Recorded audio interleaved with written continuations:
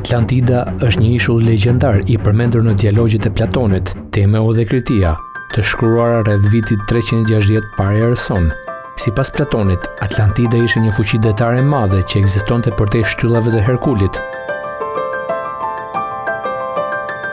Platoni e përshkruan Atlantidën si një mbretëri utopike me një qytetërim të përparuar, arkitekturë të jashtëzakonshme dhe fuqi ushtarake të mëdha.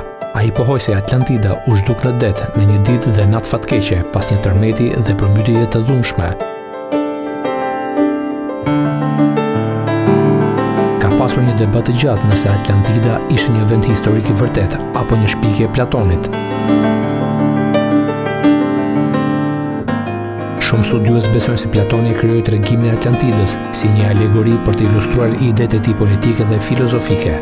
Megjithatë, të tjerë kanë spekuluar se tregimi mund të bazohet në ngjarje historike, siç është shpërthimi i vulkanit Thera, Santorini, ose qytetërimet e lashta që u zhdukën.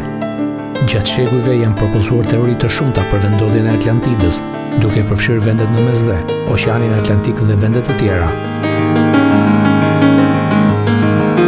Pavarësisht kërkimeve të shumta, nuk ka prova përfundimtare për të mbështetur ekzistencën e Atlantidës si një vend historik. Atlantida ka frymëzuar libra, filma, lojra, video dhe vepra të tjera kulturore popullore. Ajo mbetet një temë qëndrueshme e misterit dhe spekulimeve.